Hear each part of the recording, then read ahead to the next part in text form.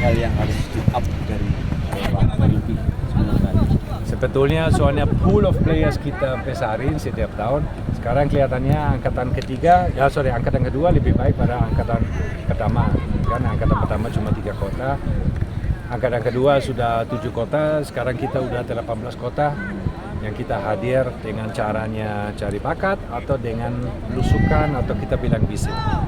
Nah, yang tantangan untuk kita di PFA itu untuk cari lawan per kualitas. Soalnya di kota Timika sendiri ya memang klub lokal atau SSB di bawah kita dan kita memang sudah naikin 1-2 tahun untuk lawan menjadi lebih tua. Tapi misalnya anak lebih tua lagi 4 tahun mungkin risiko cedera besar. Kita berani dengan 13 tahun lawan anak 15 tahun berani. Kalau menang gak ada masalah, penting anak belajar. Misalnya kita menang 5-0, 10-0 setiap kali, anak juga nggak belajar. Ini yang tantangan kita dan sesuai budget kita 2 kali kita bisa ke Jawa, kita pasti cari pengalaman di sana dan ini sangat penting untuk proses belajaran. Itu dirasa sudah cukup atau masih kurang untuk proses pembentukan anak-anak menjadi lebih berkualitas latihan 2 kali ke Jawa? Saya ingin lebih, tapi ini semua sesuai budgetnya dan kita akan coba lagi diskusi lagi dengan sponsor kita supaya PT Freeport mungkin tambah lagi 1-2 kali kita ikut turnamen di Jawa. Coach, untuk manfaat dari latihan sendiri di dataran tinggi seperti ini, menurut Coach seperti apa sih untuk anak-anak PFA sendiri? Untuk sekarang di sini di Tapangkapura. Ya untuk rasanya latihan di 2000 meter tinggi itu yang pengalaman luar biasa. Selain ini kita juga punya pengalaman baru, lapangan beda, surrounding bedanya, cuacanya beda, itu semua pengalaman. Setiap kali sedikit 1% jadi baik untuk anak. Tapi tujuan di sini kita latihan bersama dengan sekolah-sekolah lokal di sini. Kita mau hibur anak di sini dan bikin networking juga. Saya ingin tahun depan kita juga naik ke sini untuk bikin seleksi untuk pemain PFA yang lahir 2012. Siapa tahu di sini kita dapat yang boas yang baru, boas yang masih muda. Coach, kan dulu cerita anak-anak sini banyak yang berasal dari street football gitu kan. Sebenarnya kan latihan teknis itu 5-8 tahun ya, seharusnya dari awal banget.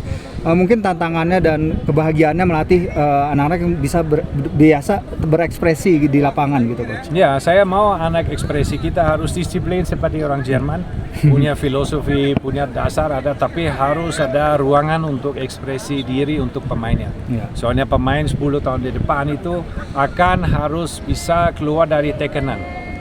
Keluar under pressure harus bisa aksi. Soalnya 10 tahun di depan sepak bola akan jadi lebih cepat, ruangan akan jadi lebih sempit. Artinya pemain harus mampu keluar dari tekanan. Ya itu yang salah satu caranya dengan dribbling.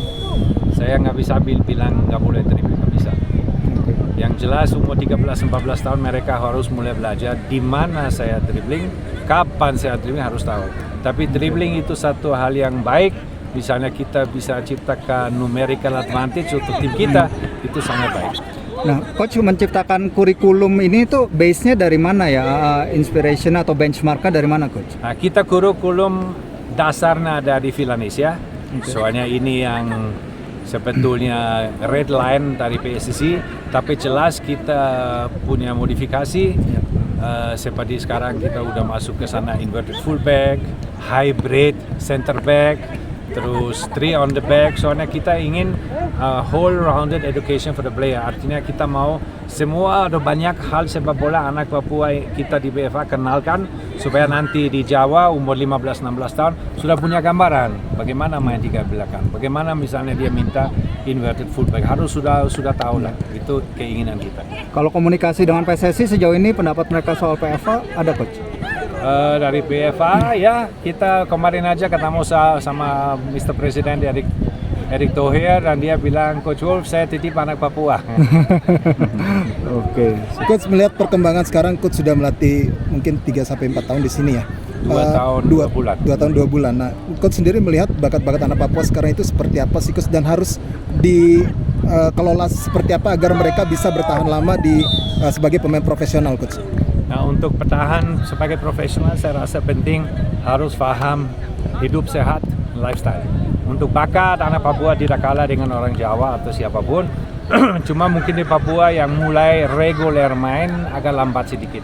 Saya mimpi banyak SSP di Papua mulai dengan anak 7-8 tahun, bukan dengan 10, 11, 12 tahun. Saya ingin. Tapi ya itu, untuk tidak minum, tidur cukup, makan yang sehat, itu harus semua pemain profesional harus tahu, bukan cuma anak Papua aja, untuk bisa bertahan 10-12 tahun sebagai pemain profesional. Tantangan terbesar apa coach dalam bukan cuma melatih sepak bola ya, tapi mendidik anak-anak Papua dari pengalaman coach 2 tahun lebih di sini? Ya, jelas ada tantangan. Ada banyak anak juga dari single mother households. Ada banyak anak juga kena pukulan di rumah pernah. Ya, kita mau stop yang generasi seperti inilah. Ya kan, dengan child safeguarding yang kita punya di PFA, kita harap bisa atasi ini dan bisa implementasi anak kita punya sifat yang baik. Kalau pentingnya sport science coach dalam pengembangan anak-anak usia ini seperti apa coach? Bagus juga, kita juga punya sedikit, tapi tidak terlalu banyak. Tapi sport science di olahraga selalu ada ada masukan, ada feedback, ada pelajaran. Seperti kita di 2,5 tahun di PFA, tetap dari sport science kita punya feedbacknya. Example yang kita kan setiap bulan kita measure kita ukur tinggi berat badan, fat percentage, muscle percentage, dan dengan kombinasikan latihan yang cukup, recovery yang baik, makanan full nutrisi, anak kita semua berkembang di physical body sangat baik. Oke, saya nggak salah 28% rata-rata anak meningkat otot di badan. Itu luar biasa itu. Dan ini namanya sport science, kita measure dan itu hasil yang baik. Pesan coach untuk para lulusan PFA yang sekarang lagi di Elite Pro Academy dan tempat-tempat lain apa coach? Jangan cepat puas, percaya diri, tidak kalah dengan anak yang lain di Jawa atau di luar pun, dan latihan, benar pelatih, dan hidup yang sehat, itu yang penting. Terima kasih sudah menonton. Silakan subscribe, like, dan jangan lupa komen di bawah ya bola spotter.